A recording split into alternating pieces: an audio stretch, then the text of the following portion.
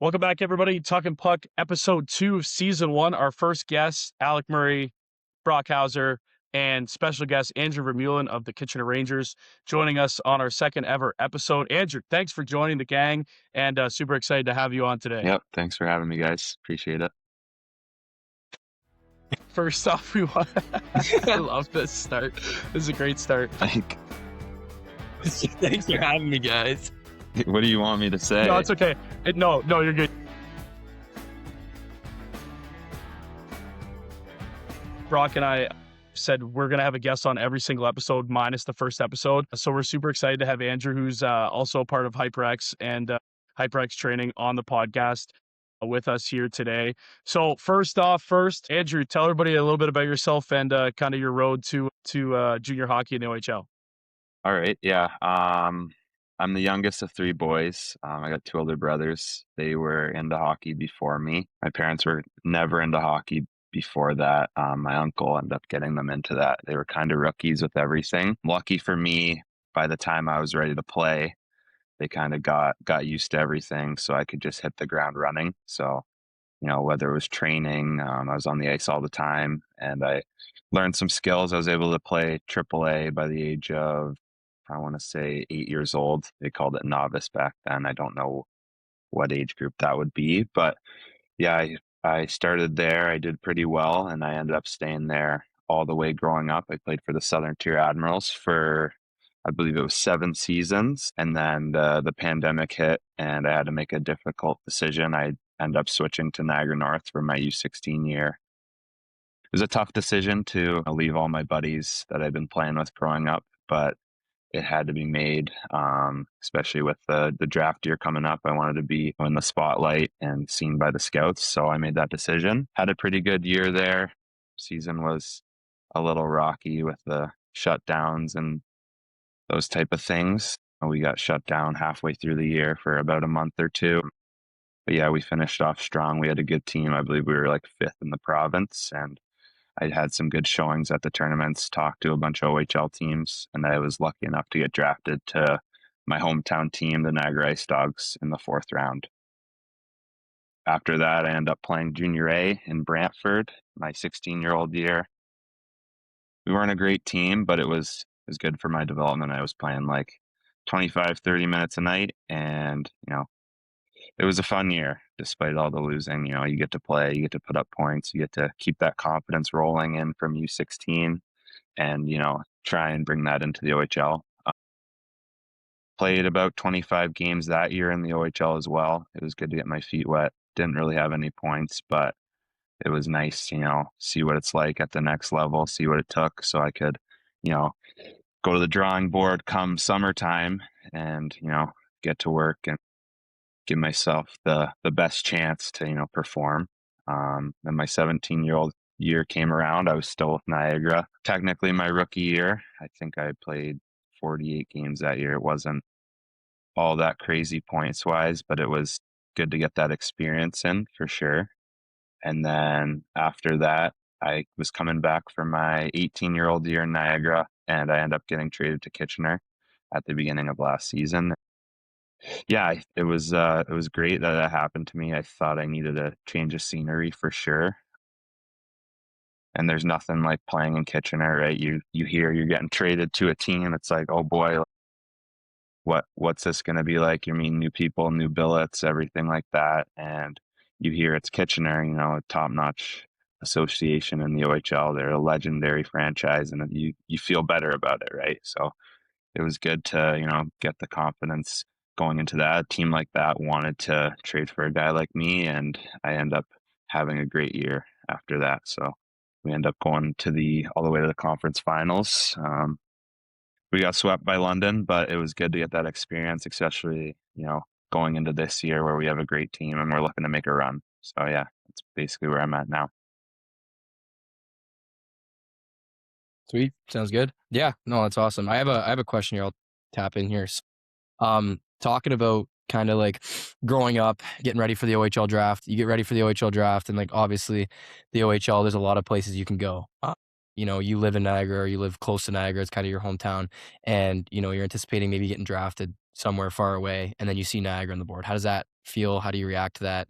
Is that give you a little bit of comfort knowing that you're going to stay home, or were you looking forward to going out somewhere else? Yeah, I mean, it was pretty cool. Obviously, that was the team I watched growing up. I did not think I was going to go there just because of the picks they had. I thought I was going to go a bit higher, and that didn't end up happening. So it was actually really good. It worked out.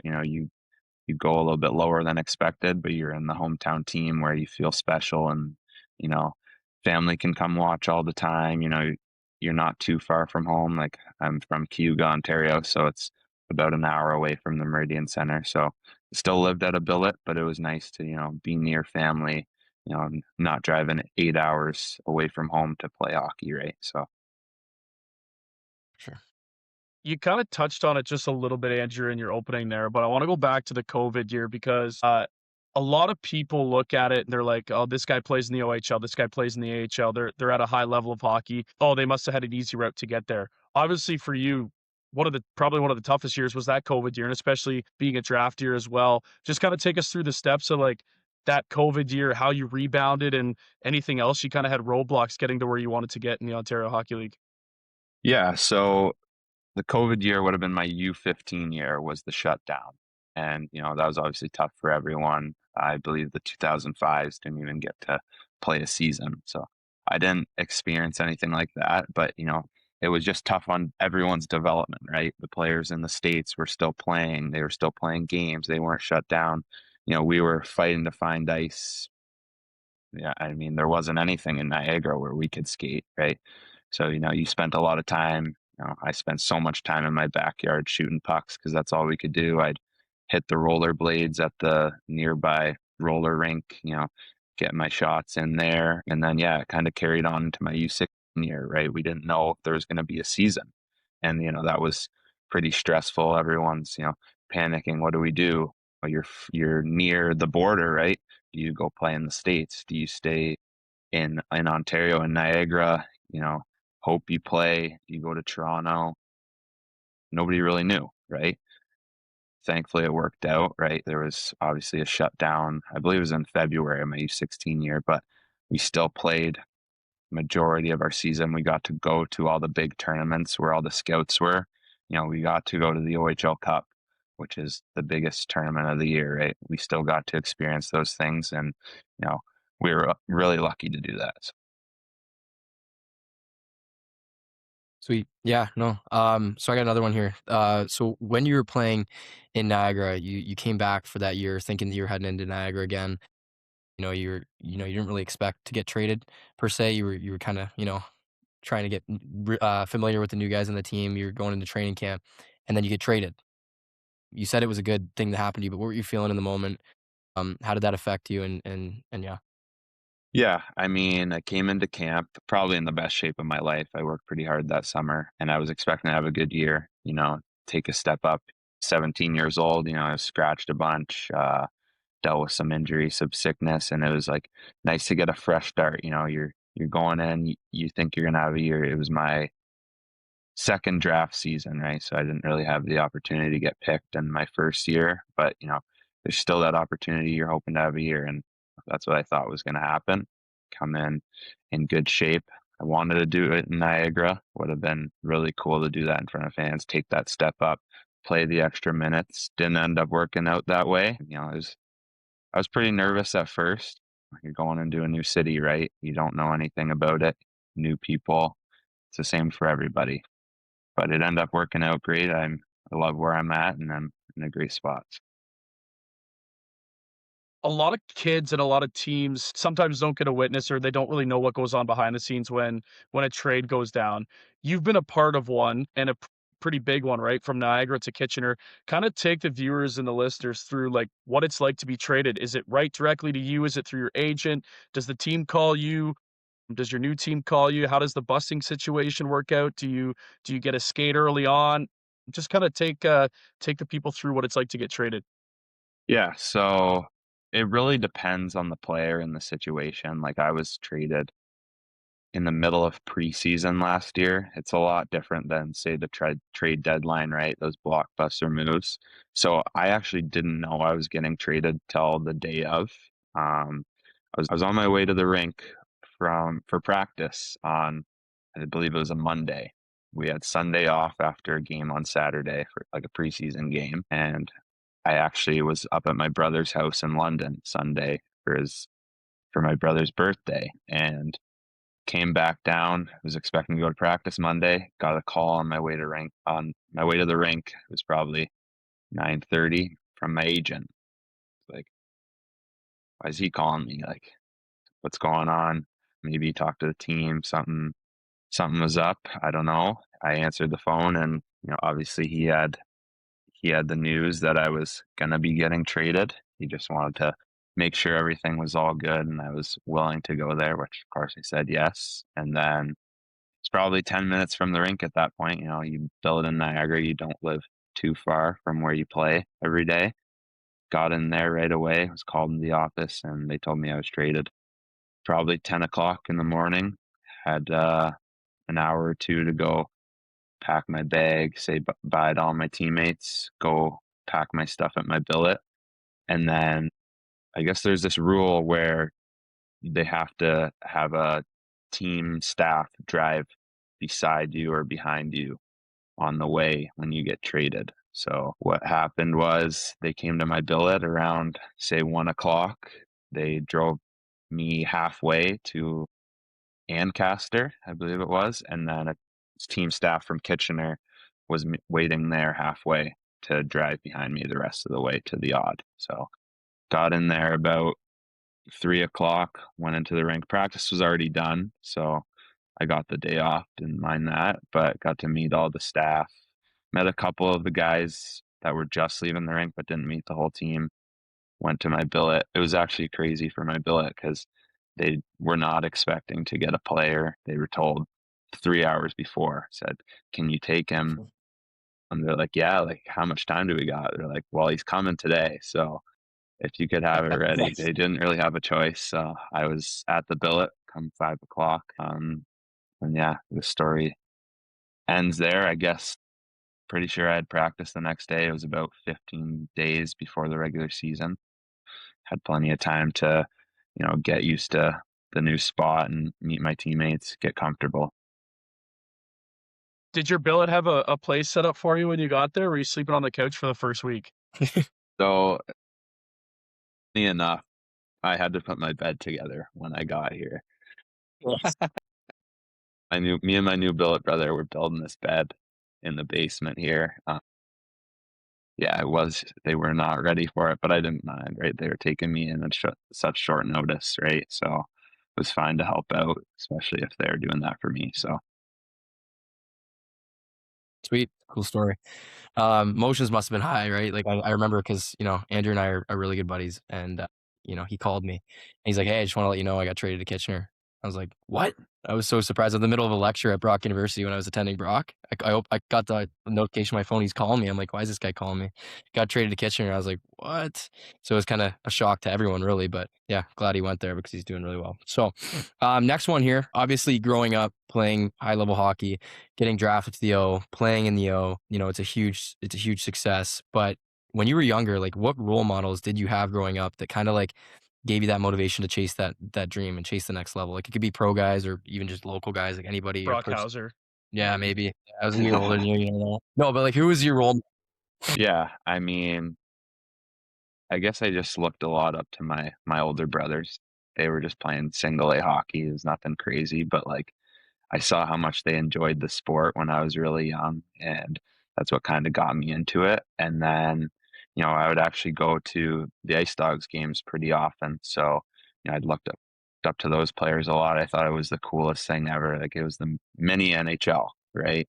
Very similar. They packed that barn when I was younger. The Meridian Center was always full, right? They always had such a good team. And it was so like such a cool experience to go watch. And it was like, oh, I want to play here.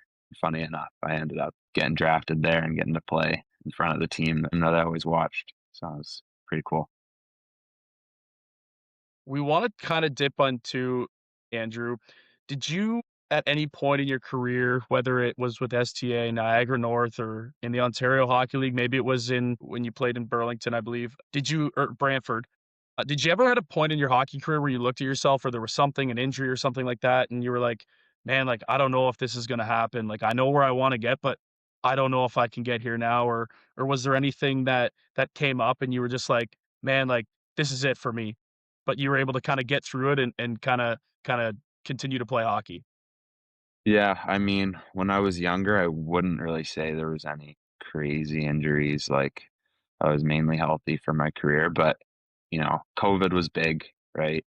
It was a big stop. You kind of worry, am I doing enough? Am I training enough, right? Are people that are skating, they're gonna get that edge, be way ahead of me, and it's gonna be too late come time where we're able to skate again. I played with a bit of an injury last year. It was lingering for, I want to say, a season and a half. I believe I got hurt when I was in Niagara. I tore my labrum in my shoulder, so that was pretty tough to play through all of last season. Got to a pretty bad point come playoff time with all the physicality, and you're playing hard every other night. So I ended up getting that dealt with in the off season. I wouldn't say that was one of those things where you're like, can't do this. It was just, you regroup, you do what you got to do, and then you're going to be better for it in the future. Now I'm back playing, and I'm not dealing with the injury, right? So it's definitely tough coming back from injury when you're playing again, right? Especially mid-season, you're jumping on a fast-moving train. They're 20 games into the year, but it feels good once you got that stability, right? Is my shoulder. I'm not worried about that when I play. When I go to hit someone, I can just, focus on my game, and, hopefully that helps me in the long run. I was gonna say too, on top of that, would that be something that you think about? Because I know shoulder injuries or any type of injury are always, pretty common in hockey. But like going into the corners, are you like in the back of your mind, do you have that thought? You're like, oh my God, like if I go into the corner here, am I gonna lose this shoulder again? Or kind of how did you overcome that? Or was that ever a fear of yours? When I first came back, it was for sure. Like, I played for a year and a half with this shoulder, being worried it was going to pop out on, the most random things. Like, you go for a poke check, you don't even hit anything, and you move it the wrong way. It's so sensitive because it's happened before. It happens again. So you kind of avoid using it for that amount of time. So I avoided that for, that time I was playing. Plus, I wasn't using it when I was recovering from the surgery. So when I came back, it was tough, right? You go into the corner, you're about to hit someone, you're like, I don't use this arm. I'm not hitting them. And then, you kind of get used to it over time. Like they had us working on it in the gym. They had us working on the ice, getting our bumps in, getting into pressure, getting used to using that again. And then you kind of get over it, right? It's just like, I think it's like a mental block, right? You're not, your shoulder's good, but your brain's tricking you. It's like, I can't use this shoulder. It's hurt. And then I guess you use it more and more, and then you kind of get over it and forget about it. But yeah, I'm 30 games in now, and I'm feeling a lot better about it than I was at the beginning of the season. So Yeah, touching on that a little bit, like I know obviously, what happened with your shoulder and it happened like a year prior, but you were in the playoffs last year and you said playoff hockey is like so much more intense, which it is, especially in the OHL. And you're going up against teams like, who'd you play? You played Flint and then you played Windsor, which were really, really good teams and heavy physical teams, right? And your role, like you could score goals, but you're a bigger guy. Coaches want to see a hit. You got a couple fights throughout your career so far. Like, how do you adapt to knowing that like one poke check, your shoulder's out, and you're on the bench popping it back in? How do you like adapt your role in that situation? yeah, I mean, you hear of all the stories of these hockey players. I don't mean to toot my own horn, right? But it's nobody else's problem. You gotta play through it, right? Hmm. I was hitting with my right shoulder in the playoffs. It was coming out, but I was still doing it, right? That's what you got to do to win. Nails. I'd do it all over again. I had to avoid fighting because that was just didn't really make sense for me. Throwing a punch and there's nothing to throw, right? So had to avoid that in the playoffs, which that's a big part of the game. you enjoy it sometimes. It gets your rink fired up. It's a great part of the game. It can be really exciting. So obviously you want to be a part of that sometimes, but yeah, I mean, you can't avoid it in playoffs. You can Hmm. more so in regular season. It's not as hard of a style game. You're not hitting everything that moves in the corner. Obviously, you get your hits in, but it's just not quite the same. I remember the first game of the Flint series, game one of playoffs. The first two periods, there couldn't have been 15 shots on net. It was all just hit everything that skated around.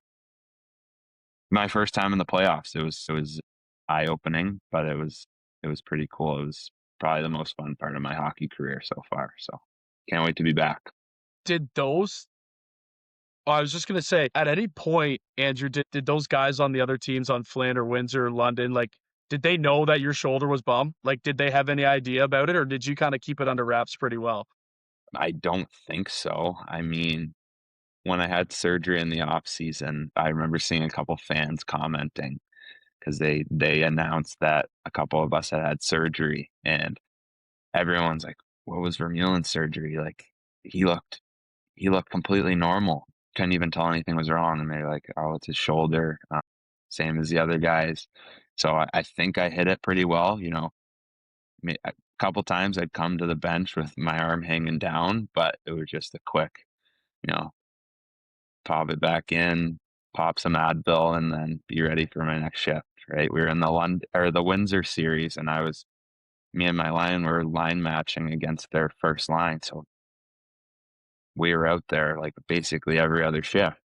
So you just kind of had to be ready to go. I know you made the switch from Niagara to Kitchener, and you were kind of excited, like you said right away, like no one playing for a storied franchise like Kitchener. I've been to games. You've obviously played a lot of games there. I don't know if Alex been to the Odd, but the Odd is absolutely electric. That rink is just a different atmosphere. Touch on playing at the Odd, the support of the fans, and how great it is to be there day in and day out.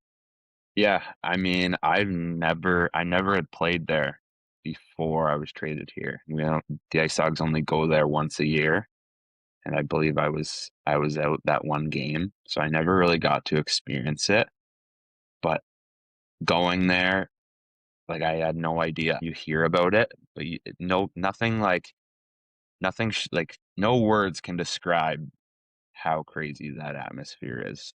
Just on a Friday night, right? You're playing Guelph, Owen Sound, teams you play so much throughout the year, right?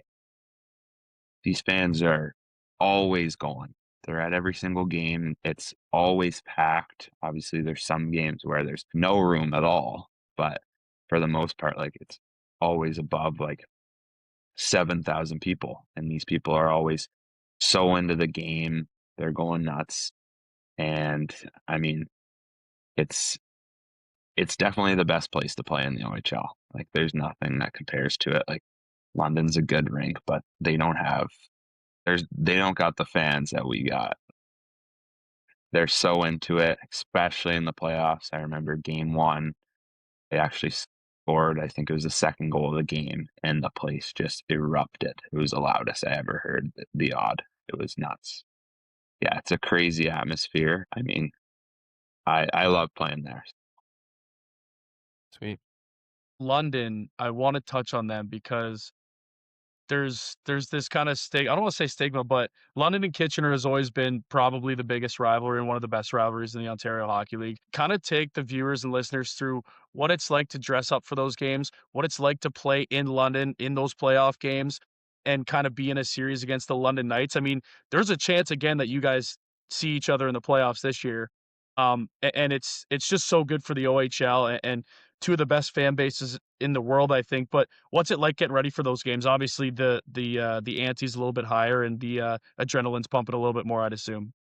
Yeah, I mean, we got them Tuesday. We played them last Wednesday at their barn. It's always a game you're up for. You play 68 games in a year. Um, that's a lot. You play some teams, you see them once a year. There's not really a rivalry. There's not hits being thrown. It's just, a skilled hockey game. It's not like that for London, especially for a guy like me. Like Brock said, I'm a bigger guy. That's my game, playoff style hockey. So it's a game where you're really excited for, because there's always going to be hits thrown. You're usually good for a fight or two every time we play them. Uh, yeah, we hate them, they hate us, and that's a recipe for a good hockey game. And I'm sure the fans are usually pretty entertained. They got the best of us last year. They had a unreal team, but I think we got the upper hand right now. We picked up two of their top guys. It's really weird to see them in Kitchener jerseys, but they're going to help us on our playoff run that we want to have. And it's a crazy rivalry. I'll just say that. What was that reaction when those guys came to the locker room? Because you never see London and Kitchener make trades hardly ever, and let alone for a Jared Woolley type player and a Sam O'Reilly type player. So what was the kind of vibe when those two guys walked into Kitchener? Yeah. So before I met them, I walked in the room in the morning, and you see their stalls all set up, and you see their nameplate, their gear, and they both kept the same numbers they had in London, and it was just like, what is going on? Like, you see Woolley, O'Reilly, their nameplates in the red and blue. It's like, this just looks so weird. Like, I couldn't imagine being them doing that. So, they're leaving London. They won 2 championships there, but like coming to your rivals, that'd be a weird feeling for sure. And then, you met them. They're great guys, fun to be around. But then come practice time that day, they're putting on the gear, and it's even weirder. I think everyone in the room said, wow, that does not look, that is not something I thought I'd ever see. So, but yeah, it's great to have them. They're great players. So yeah, excited. Sweet. Yeah. And they've already made a big impact on the team, like watching the games, looking at the stats. So that's good. Touching on something, so for the viewers and everyone and the younger kids listening that are so interested in take us through how much dedication and discipline it takes to play in the OHL, your day-to-day schedule, what it looks like at the rink, what you have to go through, how many hours you put in every single day, every single month to, play in this league, and kind of how professional it really is. I know Kitchener's a more professional organization, but, just take us through it. All right, so I'm gonna start with when I was younger. I used to play. I probably played every single sport growing up. We'd always have, because I was playing AAA. We'd have a spring tournament every weekend in the off season. So I'd be playing sports. And then you'd go every weekend to these tournaments. You get into season, and even at that age, it was like you were on the ice 5-6 days a week, and you played 2-3 games a week. It got to the point where you can't play those other sports anymore, because you're on the ice so much during the year, and you're playing these spring tournaments. In your free time, you don't want to be playing these other sports. You just want, your rest and spend time with family and friends. So it was always a grind growing up. You're young, you're with your buddies, so it was a good time. And then it just got crazier and crazier as you get older. The OHL schedule is, they try to make it like the pros. So you go to the rink in the morning. We have our meetings at 9 a.m. We hit the gym around 9:30, 45 minutes, and then we're on the ice at 10:30 for an hour practice pretty much every day. Sometimes depends on the day, depends on our game schedule. Like February, we got so many games, so we're not doing it as much. But you'll have a skills ice session at 2 o'clock on a practice day. Some days we're hitting the ice twice a day. You're going hard in the gym. And then, obviously your game days, we have morning skates at 10 a.m. So we come in at 9 o'clock. We get a little warm up stretch in. We do our, special teams meetings. Then we get on the ice for about 30 minutes, get our touches in. Then there's usually like a pregame meal in the lounge. Everyone grabs that. They go home, do their thing, take their naps, get their meal in, and then everyone's back at the rink for 5 o'clock for a meeting. And then you do your warm ups, we play sewer, and then you hit the ice for a game. So it's a grind, but you got to love it to be able to do it. You work hard 6 days a week. So it's, it's a lot, but everyone's been doing it all their life. So they've accepted the commitment, and, they're just all hoping, grinding to get to the next level. Sweet.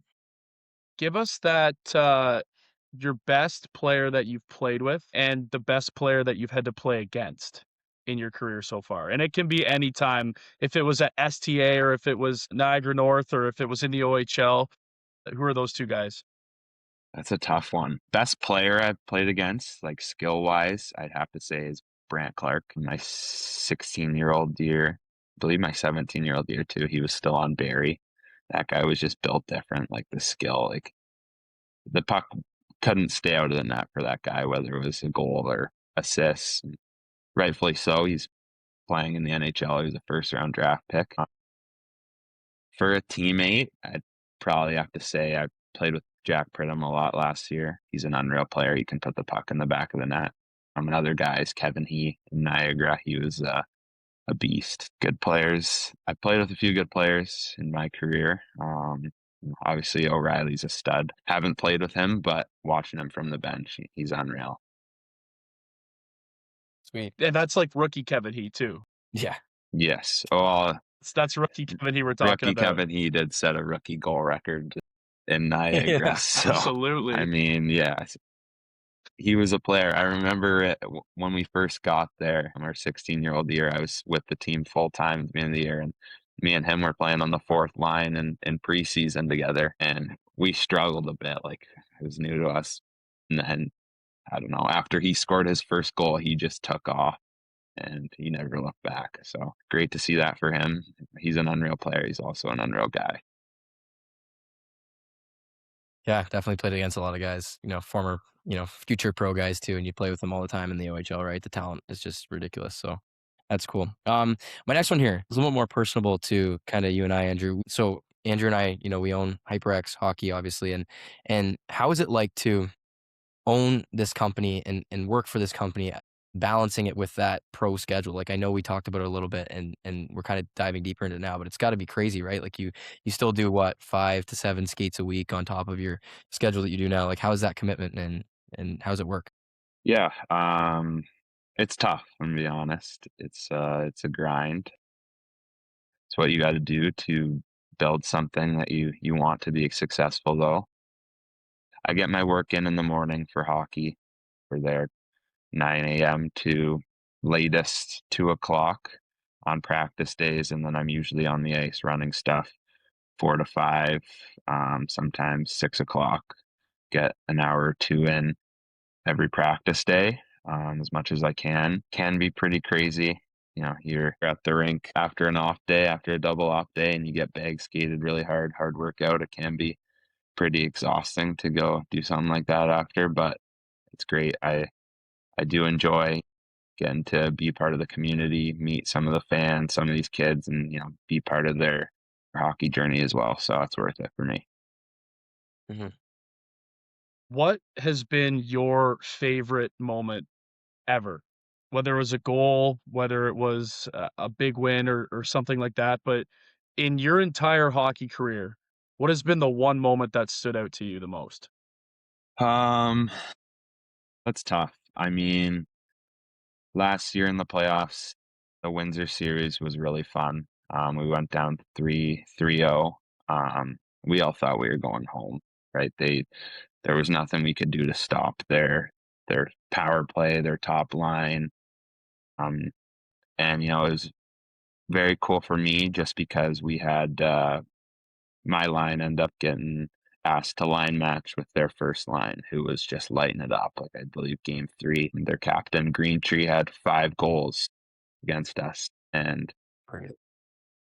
they put us against them. We would hop on every time they'd step over the bench, we'd be going out. And in the 4 games, which we end up coming back to win, we allowed 1 goal from them in 4 games. They had, I want to say, their line, like each of them had 15 points in the first, or maybe like 12, but it's 12 points in the Yeah. first 3 games. Like, just power play, bang. They'd go out, start of the game, bang. Couldn't do anything about it. And, they're great players. Like, he's a first round pick. He had some odd points last year. His line mate Protus is in the AHL. He had like the same amount of points, and these guys were just dominating all year. And it was, really special.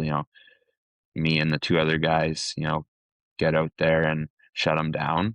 And then I think it was game 6. It was really cool. We were at the odd. We were down 3-2 at that point, and you have that confidence. We thought we were going to win at that point. Like we had them. We weren't letting them score. And our goalie was playing so well. We actually ended up outscoring their line in those 4 games that we line matched them. My line had 2 goals and we outscored them. They didn't score in that game, but like it was 2-1 in those 4 games. So that was a pretty special moment for our line. Obviously we shut them down, but to, produce offensively against them was pretty cool. Because I know you said too, like, you thought you were going home, like, down 3-0, it's very slim chances of coming back. I mean, at what point did you guys know in the room that, hell yeah, like, they're screwed? Like, we're going to win this series? Honestly, kind of after game 4, right? You go down to 3-0. It's like we couldn't figure out how to beat them. Like it was a pretty even couple games in regular season. Like they were a great team. So are we. And, I believe we pretty much split. We had one bad game at the beginning of the year where we lost 12-2 to them. But after that, it was a pretty hard fought season series and we just couldn't figure it out in the playoffs. They had home ice advantage. It was tough going into their rink to start. But yeah, we had game 4 at the odd. And once we kind of figure out how to stop them, it was like, we might win this series. And I remember being on the bench and one of their guys said to us, he said, "You guys are going home tonight," at the beginning of game 4. And yeah, I think that flipped the switch. And after game 4, we're like, we're winning this series. We got in, Kiss of death. yeah, we got in their kitchen. We figured it out, and yeah, the rest is history. Yeah, it was electric. I mean, so myself being from Niagara, I think game 7 was in Windsor, and I was like, I got to get to this game. I was like, I got to get to see my best friend's playing. He just came back from, he's going to game 7, and I'm like, I texted Andrew's mom. I was like, like, are we driving together? Like, we going? So, his mom, his older brother, and myself, like, we got in the car and we took a road trip to Windsor for game 7, and it was like a 3 or 4 hour drive. But like, for some reason, I had to see this because like I was watching online and I was seeing it, and we get into game 7 and like Windsor's crowd, they were in it at the start, but like Kitchener, man, like you just saw the resilience on the bench. Like what Andrew said, it was just like Andrew would go out there every against Green Tree and protest, and it was just like nothing was happening. And that just I think that gave the guys the juice to like go. Like they saw that like something switched up and it worked. Like that adjustment worked.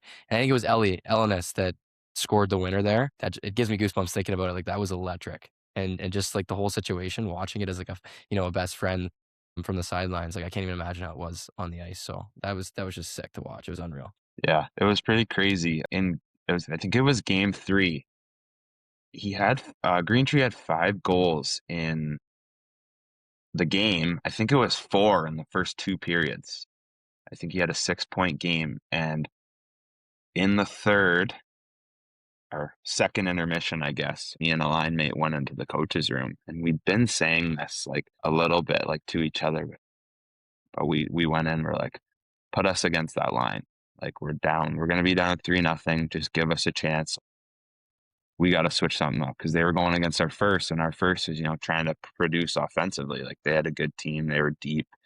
And, I guess I think it was the third period, they put us out, and Green Tree ended up scoring one more goal on the power play. Their power play was unreal. But in 5-on-5, I don't think they got into our zone. So it was like the coach just saw this might work. So they put us against them in game 4, and same thing.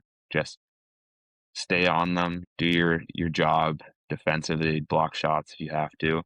And it's not like we were getting dominated either. Like we'd have the puck in their zone and, continued for the rest of that series. So it was pretty cool to be involved in something so huge. And, it was something historic too. Like I think that's only happened like 6 times in OHL history. So it was really cool to be such a big part of that. I was gonna say too, is that something that, you know, Andrew, you said you guys approached the coach and were like, "Hey, like we think this will work." Is that part of the game too? Like I think a lot of people think, "Oh, the coaches has this say, the coach has that say." Are the players that vocal too that they kind of get a say in kind of like, "Hey, let's try this. Let's see if this works." Is that a big part of a room? Is that a big part of a team? I mean, it depends on the situation. Obviously, the coach is going to make their decisions, but when something's not working, right? And we all wanted to win so badly. Like we genuinely thought we could win it all, right? We were even down 3-0. Like we thought we were going home just because, you're down 3-0 in a series to a team as good as Windsor, like, and they have home ice advantage. But, there was a chance we wanted to see if it would work, right? And, you know, I don't know how, I don't think it's that common where you go into your coach's room, but, it was done.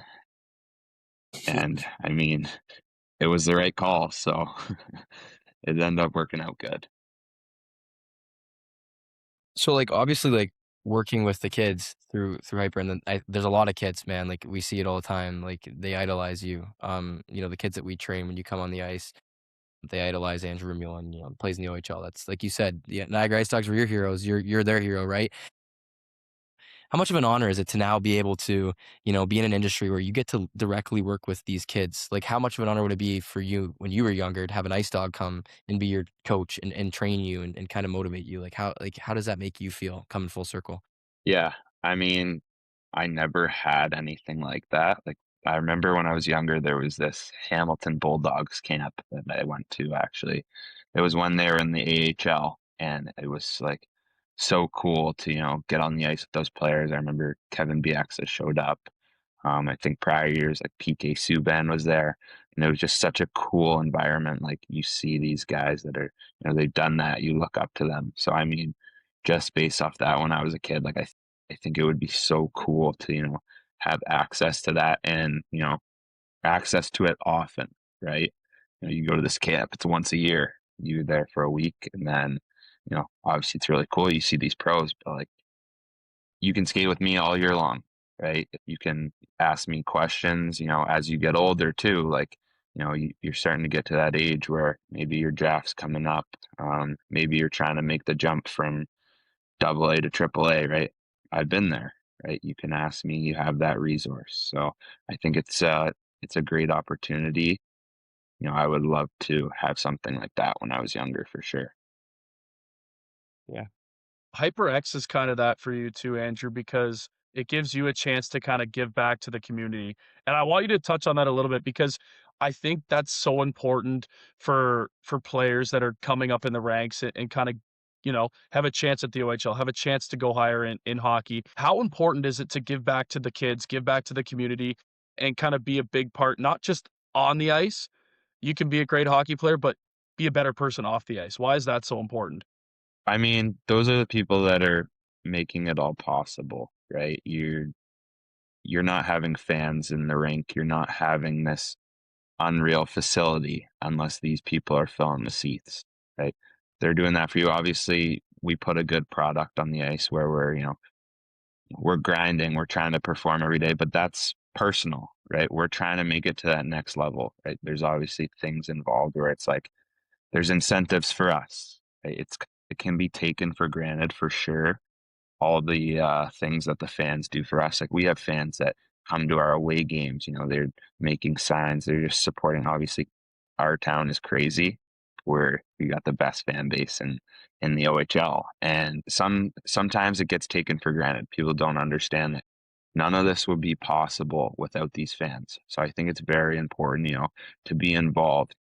When someone wants a signature, you stop and give them a signature. You take that time out of your day. It's very important. Maybe they're going through something too, right? And that's something that, brightens their day. Maybe it brightens their month. Who knows, right? Or you got a kid that looks up to you. He doesn't want to meet his hero or someone he looks up to. Maybe it's someone in the HL, maybe it's someone in the OHL, and he asks for an autograph and you don't have time for him, right? then it's, a bad experience for him, especially when it's been so special throughout his life. So I think it's very important to be a part of something like that. Obviously I'm in a different situation than other guys, but something as simple as autographs, talking to fans, taking pictures. Yeah, I mean, touching on that a little bit, Andrew just recently played in Niagara, Kitchener against Niagara on was it Saturday night?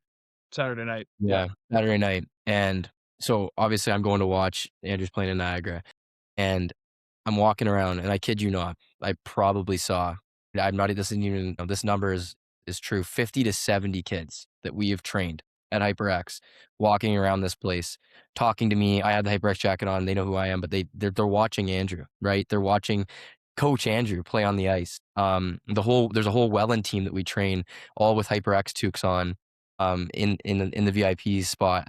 It was just surreal to see the support from the Niagara region, and for Andrew, since he's in Kitchener too, right? Like, it's just so cool. And I can't even imagine how that, Andrew, you feel about that. And I know you said you saw a couple signs too, because it was your birthday. Like, how does that make you feel, just knowing that you have this army behind you? Yeah, I mean, it's unreal. Obviously, it's my hometown game, so it was really special to see all the support, right? Like, it was a pretty electric game. We didn't get the result we wanted, but like the building was pretty packed, and like you said, like I saw, obviously it was my birthday. I saw a couple birthday signs, but I saw some HyperX signs as well. So it's really special to me, especially seeing like how much this has grown in our community. Hmm. It's just really cool. Yeah. I Andrew, mean, before we get to kind of or Brock, did you have one more thing there you wanted to throw in? I was gonna say, like Andrew and Alec and I were talking about on the previous pod, but Andrew, like, explain the feeling, because I know I watched your reaction. I actually wanted to be there for your reaction. I was like, Andrew, wait for me before you walk into this facility. I want to see it with you. I want you to see this. And it was Andrew's first time. Explain the reaction of opening that door, turning on the lights, and seeing what was in front of you with the facility that we just opened. Like, just talk about it. Yeah, I mean, I'd seen some pictures, but nothing really compares to, walking in there. And walking in there, the first thing you think is it looks exactly how you would dream for it to look, Hmm. right? It's just such a top-notch facility. And it's obviously very specially, like, it's put together to train athletes, right? We wanted it to be top-notch. We got all the best equipment. But yeah, walking in there, it was nuts, right? You actually see, it put together, and the dream is now a reality, right? You could only think about it, a couple months ago it was just a regular store, and now you walk Hmm. in, it's a training center with a treadmill, a gym, and a shooting pad where all these athletes can come train and develop their game. It's something that I for sure wish was around when I was that age. I'm going to use it even now in the summer to train because it's there. If it's there, why not use it, right? Can help develop your game, and yeah, I'm really excited about it. Just the beginning for HyperX, I think. And it's kind of cool that we've been able to branch out into all these kind of avenues now with the podcast, and as well with the training facility and the performance facility, and lots of other exciting things to come in the future. And like you said, kind of just to start, I want to ask you one more question before we get to our next segment here. Andrew, give us one thing, and give the listeners one thing that you kind of live your life by. I think everybody has that one saying, or kind of that one slogan that they're like, this is what I live my life by. What's yours? Oh, you're putting me on the spot here. That's tough. I'm Yeah. I putting you on the mean, spot. This is a tight one. I don't know. Like, I was just always raised, you got to work hard for what you get, right? Nothing's going to be handed to you. So I think that's like the main thing. I think, just that work hard, put your head down mentality, and then, things are going to work out, right? You're eventually going to achieve your goals if you put in the work, right? Anything's possible. You see it all the time. There's crazy stories where the most unlikely people achieve their dreams, and they were once in situations where, did not look possible at all. But you just got to keep your head down and work hard, and, you're going to achieve it. especially, people will always doubt you. Maybe they think you're crazy, but it's going to work out. Sick. There's that quote. What's Absolutely. that quote? It's hard work works. Nobody's going to tell you when. That's the thing, right? You just got to go. Exactly. So that's sick. Unreal to end that part of the podcast. I think is great. Let's get into the fan side of it now, Brock, and what we like to call the X Factor, kind of a cool little segment where fans have a chance to ask their questions and get an answer from our guest, who today is Andrew. And we had some really great questions every week. We hope to get more and more. Last week we had a couple. I think we had like 2 or 3. This week we have like 7 or 8. So the excitement's kind of already buzzing around, and we've got a few really good ones here. So I'm going to start out with the ones on the story, and then we'll kind of go on to the ones with the post. But just kind of give a quick little answer, Andrew, and try and sum it up as best as you can. So we'll start with eMoney on Instagram, who asks, what is it like transitioning from Niagara to Kitchener? I think you kind of already touched on it a little bit, but what was that transition like? Yeah, I'll just quickly get into that. It's different for me, at least, being from the Niagara area, you're close to home. Obviously Kitchener's not too far, but it's not home, right? It's a brand new city. I grew up playing in Niagara all my life. So, I know my way around. I could go hang out with my friends. It wasn't too far. I could go see my family, right? That's the biggest difference. I'd say other than that, like, it was a very pro facilities in Niagara, but the odd is top notch. It's a good place to transition to for sure. It was a good upgrade, and I'm just happy to be there. Sweet. Perfect. And then I'll get this last one out of the way on the story, and then we'll go on to the post, Brock, and I'll hand it over to you for a Hey, couple. This is also a really good one here from My Life is 5. What's the biggest mental challenge of playing an OHL schedule in the regular season and playoffs? I think it's just you got to grind every day. You're expected to grind every day. People from the outside looking in, they might not understand, what we're doing all the time. We're very, very disciplined. We got to show up to the rink every day, no matter what. You wake up sick. Sorry, you gotta be at the rink, right? Obviously, if you're, very ill, you're not gonna get your team sick. But like, you got a sore throat. You got to push through. It's a grind. Another thing is, being away from friends and family. You're committed to this 90% of the time, 95% of the time. So you're away from home, right? That can be a pretty tough mental hurdle there, but it's all worth it in the end once you're at that next level, or maybe you got an education, you're playing at school after your junior career. Yeah, no, it's good answer there. So I'll go into the comments here of the post. We're going to start with another really good one here.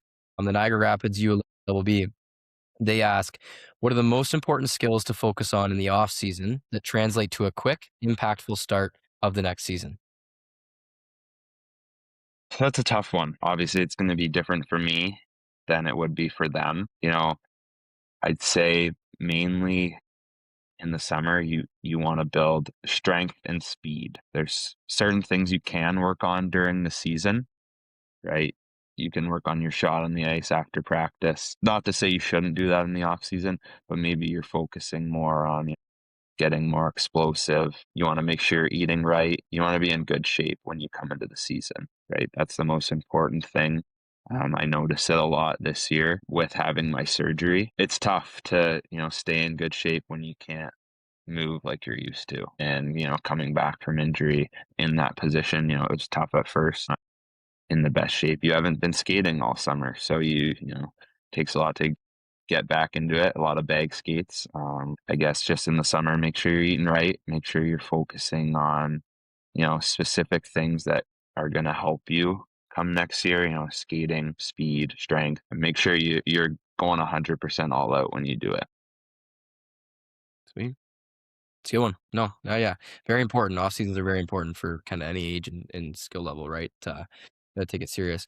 We got some more here on the We got some good ones now coming up, That's some eh, good Brock? ones. Okay, so this Brock Hauser guy typed, how did it feel to be able to grow a beard at 13? And what I mean by that is, obviously, when you were younger, I kind of felt like you were aging, faster than other guys. You were taller than other guys. You started growing facial hair. How did it kind of feel like? Did you feel like you had a little bit of an advantage playing against kids that were the same age as you that weren't going through that yet? And then how did it catch up to you? And then when you got older?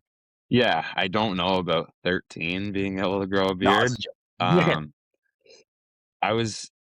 I definitely grew like earlier. I want to say when I was around, I don't know, grade 6 was the year. I don't know how old that would Yeah. be, but I was Well, like 5'2" at the beginning of the mhm. year, and then I remember start of grade 7, I was like 5'11". So I just hit this like crazy growth spurt, and you know, obviously that's going to help me in hockey. I wasn't a skinny kid when I was 5'2", but then you grow that much, and I was light for being that height. It was very hard to put weight on. So I was always, taller and skinnier. So, you know, obviously the height helped playing. I'm not going to complain about that.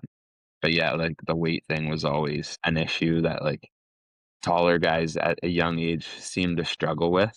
Um, Obviously now I'm older, it's not an issue because you're eating like a pro, you're training all the time. It's a lot easier to put on the weight. But yeah, I mean, growing a beard, I'll get to that point. I want to say I realized when I was 16, not 13.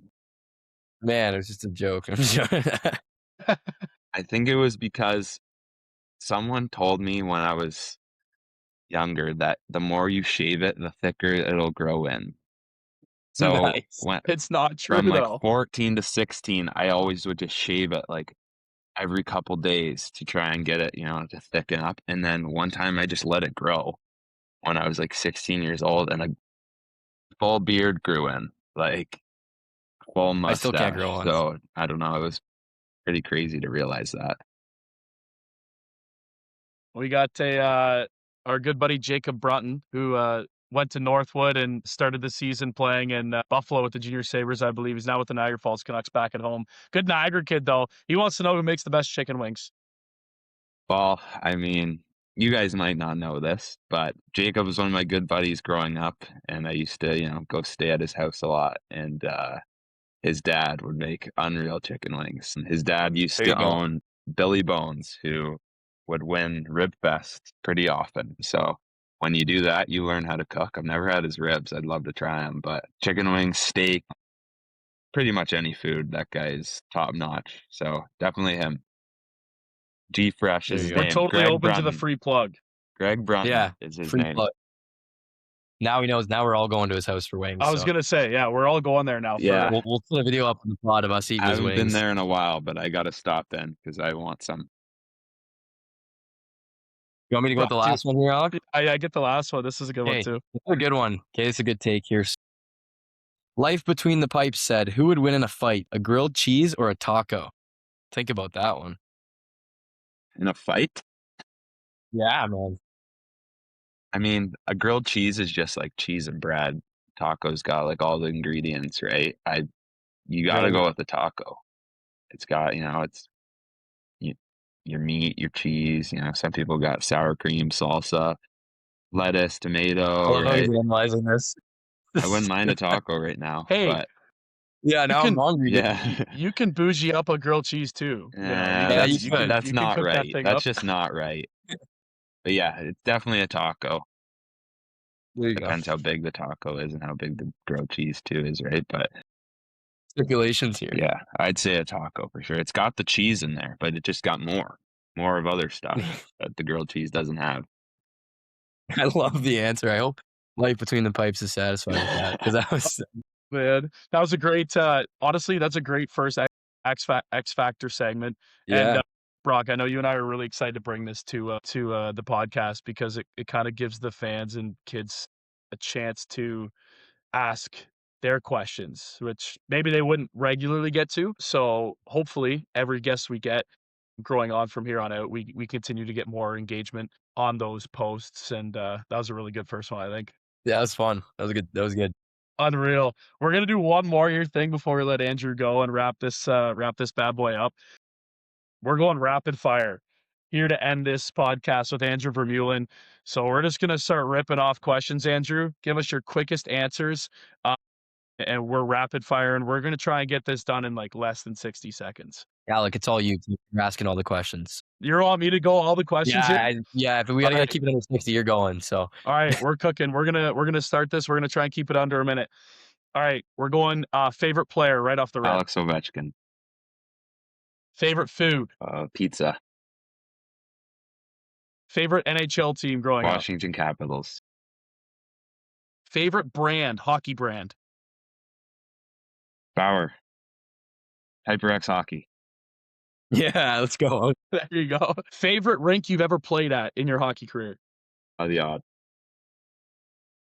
Best visiting dressing room? Saginaw. Best visiting pregame or postgame meals? Pregame is all sorry, this is a quick answer. It's all hotel catered. I gotta say probably Saginaw because we get Olive Garden there. Post game, we go upstairs in North Bay to their restaurant. It's unbelievable. North Bay. Favorite fast food restaurant? Chipotle. Nice. What's your handicap? I don't know. 15. Not good. 15. Jersey. Best Jersey that I own. I got that you own, I that got you played in. the Flying Eagle, the red alternate for the Washington Capitals, Alex Ovechkin. Favorite non-hockey sport? Golf. And we're wrapping it up with who's winning the gold medal in the Olympics this year in men's hockey. Team Canada. Good answer. Quick little hesitation. Brock, you got anything else before we wrap this segment up? This has been great. No, I think it's been great. I think we really touched on the stuff that we wanted to touch on, and we went into every aspect. We had a little fun with it. So, I hope you guys really enjoyed the episode. I think we this is the start of something great, and thank you, Andrew, for being the first guest. That's all I got. I feel like it's only fitting that Andrew was the first guest based off of the involvement in HyperX and the involvement in the community, and that's really what we want to spread with this podcast. Again, it's not about us. It's about you guys at home and about connecting you guys with your idols and people that you look up to. So I think this first episode has done that, and I definitely think we're going to be uploading more than once every 2 weeks based off of the way this has gone. But Andrew, anything else? And really appreciate you coming on. Yeah, I mean, the only thing I could say is I'm excited to see who's on in the future. I think it's a great avenue for young people that want to, maybe get into the sport a little more, or they want access to, information about it, or even kids that are, getting to the age where they are thinking about maybe they want to play in the OHL, something like that. Just they want it to be something where they have that opportunity. They can ask questions and someone's going to answer them. So yeah, I think it's really cool, and I'm excited to see the faces that come on here. Andrew, thank you so much for doing this. Andrew Vermeulen from the Kitchener Rangers forward. Very busy schedule. We thank you for taking time out of that. Best of luck down your run in the playoffs. And again, you guys got a loaded team, so hopefully it should be good. But we're going to sign off here from the Talking Puck podcast. He's Andrew Vermeulen of the Kitchener Rangers. He's Brock Hauser. I'm Alec Murray. Thanks for joining us, and we will see you in episode 3.